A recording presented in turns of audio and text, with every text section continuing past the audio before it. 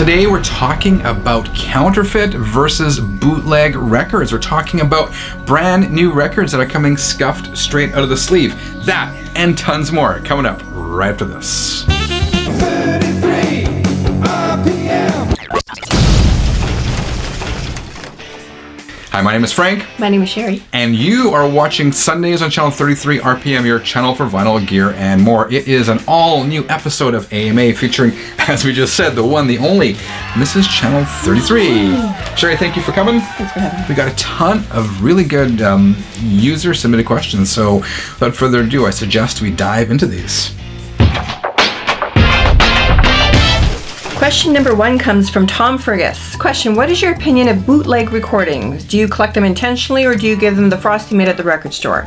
Of course, bootlegs deprive the artist of their rightful royalties, but on the other hand, they also provide music that would otherwise never see the light of day. This is a good question, and I think we should start by defining the difference between a bootleg and a counterfeit album, because they are completely different things. And I made a note of this just so I don't mess it up for the 33ers out there. But counterfeit albums, or counterfeits in general, are created to fool people into thinking it's the real thing. So kind of like counterfeit money. People don't create counterfeit money for any other purpose but to pass it off as the real thing. So you could have an album out there titled Girls, Girls, Girls by Motley Crue. That wouldn't be a counterfeit, because I think a counterfeit has to, well, I guess it could be, but if you want technical about it, I think a counterfeit has to be an exact or close to an exact copy of an original recording. And often this happens with rare or collectible recordings. For example, it's long been an issue with the Butcher cover from the Beatles, or Iron Maiden Soundhouse tapes. There's tons of examples. Nowadays, also counterfeit CDs from Russia are becoming a big thing. So I generally avoid buying any CDs from Russian sellers because there's a bunch of counterfeit ones. So what is a bootleg? A bootleg is an unofficial, unauthorized release. So a lot of these could be, for example, live recordings that someone brought in a tape recorder to a concert, recorded the concert, and puts it on vinyl. You're making a funny face, but those do exist. I had a Metallica one live in Winnipeg at the Pantages. They could also be demos or studio outtakes. I got one on the back wall there. It's a Motley Crue Shout at the Devil outtakes bootleg. So that is the difference. Counterfeit are intended to look like the real thing and intended to trick the buyer, whereas bootlegs are unofficial recordings. But in both instances, the artist, the person who actually created the content and worked really hard to put that content out there, is not the receiver of any monies. Doesn't get a penny. So I'm glad you raised that. I'll know what my answer is. Because for that reason, I generally avoid bootlegs and counterfeits altogether. I mean, there's some exceptions. I got that Motley Crue one. That was in the box of records I bought. But I tend to avoid them. One, because the artist is not getting anything in return. And as well, I mean, it's a quality issue, particularly the bootlegs. You know, if I want to hear a live concert recording, I don't need to hear that on vinyl. I can go on YouTube and hear it. I mean, it's not, the reason I buy records is, I mean, I'm a collector, but first and foremost, I buy records for the sound quality of them. And, you know, audience recording's not going to sound any better on vinyl than YouTube, in my opinion anyway. I agree with you. I specifically agree. Like, I think that if an artist creates a recording of something and it's rare and they don't have it on an album anywhere, that's their choice to do that. And if you were lucky enough to hear it, enjoy it in the moment that you're in. I think it's their choice whether they want to put it out. I think for bootleg, for me, is a little bit like if I read a book I really like, then somebody will go in and copy the book and then put it up on a bootleg site and basically just get rid of it for free or offload it and take the money that would be intended for the writer of the book. So I'm kind of on the, if it belongs to the artist and they've chosen not to put it on an album, then I gotta respect that and try to hear it a different way. Bootlegs, counterfeit, I just say no. Oh, before we leave this question, I just made one other note here. There have also lately been a lot of unofficial broadcast releases. These were concerts that were broadcast on the radio, and the way I understand it, there's a certain statute of limitations. At a certain point, they go into the public domain, and people are pressing these on vinyl. A lot of these are coming from Europe. It's kind of a gray market. Again, for sound quality, issues, I avoid those. And again, the artist is more than likely not getting any kickback from those. And the odd thing is, those albums are all over Amazon.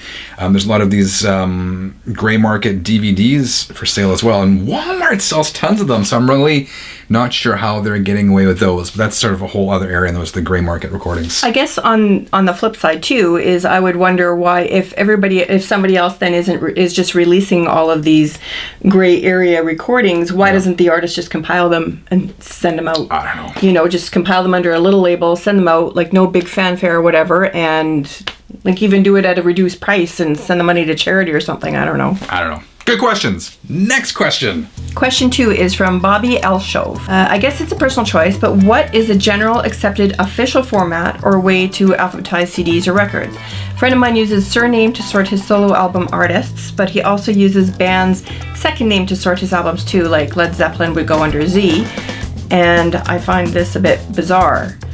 What are your thoughts on this? It is weird. So is Led Zeppelin's not a dude's name? Like it's not Mr. Zeppelin, where you would file it under Z for. No, or So like Van Halen. It's not Mr. Halen. Or would it be like Bare Naked Ladies? Would that be filed under N or L? Or B. Or B. B. Just stick with the first letter. Anyway, this is the way I do it. So solo artists, I file them in my collection by the first letter of the last name. So David Bowie goes under B. I was going to say Ozzy Osbourne goes under O, but the one I get in trouble with is Alice Cooper, because I put it under C. But but the original handful of first recordings was actually Alice Cooper Band, so some people suggest it should go under A. Yeah. However, I file all those under C. But Led Zeppelin under Z, man, I don't understand that one. You? No, I don't understand that one at all. No, Bobby, you're right. That is odd. Question 3 comes from Joe Martunin. Frank, take Sheri to see Endgame. Have a nap there if you must, but if she waits for it to come out on video, she cannot possibly avoid spoilers. Oh, I've avoided them so far, you guys. There are some big surprises that could be ruined, and she seems pretty excited about it. I am excited about it. I'm letting everything wash over me. Okay, just some friendly advice. Thank you, Joe. I appreciate it. So hold on, before I go on, the history of this is in the last AMA with Sheri. You got me in real trouble. They talked about wanting to go see Endgame. I just said Avengers, the truth. and that I didn't want to take you. So several viewers kind of pounced on me and said, "Take your wife to the freaking movie, man." Yeah, you know. Wait, before we go, let's roll a clip from that last episode. I haven't seen Endgame yet because I don't have anybody to go to Endgame with, so I'm kind of waiting for Endgame to come out so I can watch it by myself. I'm really excited. I am like excited up here. I can't wait to see it, Paul. I'm really excited to see it. I am really excited to see it, but going to a theater with this guy when he actually doesn't want to see a movie is worse than probably just picking up some random on the street and going with some like stalker stranger. He'll fall asleep. He would snore. You would eat an excessive amount of popcorn. You would probably play on your phone. I wouldn't play on my phone. Okay, you wouldn't play on your phone. I hate people who but you would drink way too much pop, and then you would excuse yourself 8 times to go to the bathroom. I do that in any movie anyway. Yeah. But then the questions would come. Who's that? Why is this Thanos chick ruining everything? She's better off seeing it without me, guys. Really, she is. Next question.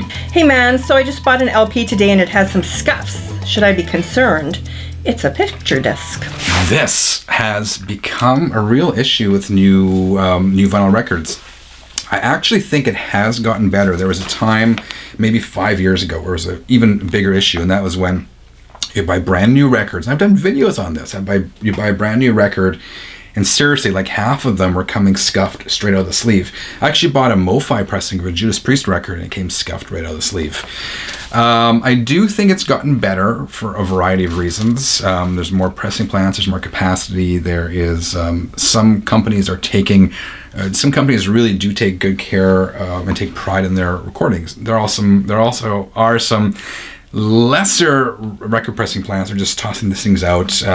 What I think happens, because it looks like these records when they come out are kind of stacked on top of each other, people are moving them, they're getting scuffed. It is a Goes through so many hands. It goes through so many hands. It's really lame. And back in the day when, records 1.0, when we always used to buy records as kids, I don't remember this being as much of an issue then, but has become an issue. So what was the second part of the question? Should I be concerned? Yes, you should be concerned. It's unacceptable when you spend whatever amount of money, but nowadays records are so expensive, like $25, $30 for a record. Exchange it. And you're getting an inferior product. It's like with anything. If you bought a brand new, whatever, pair of jeans, and there's an unintended rip in the seams, what are you going to do? You send it back, get a new pair. Send it back and get a new pair. So, yeah, be concerned. Send it back if you can. I've become a little more forgiving as well over time. Some scuffs, if it's a surface scuff and it's not affecting sound quality, sometimes I will let it go. But you think you let it go, but we hear about things every time you pull out an album. Look at the scuff. Oh, it's a scuff. Remember how it came scuffed? So the bottom line is, it's unacceptable. If you can return it, do return it. And I do think it's gotten better over time, and hopefully that improvements in the quality will continue. Okay, question number 5 comes from a Vinyl Dad. I have a question for you and Mrs. 33. Who would you love to have seen in concert, and who do you listen to? Jimi Hendrix or Stevie Ray Vaughan? Me, it would be Jimi Hendrix. How about you?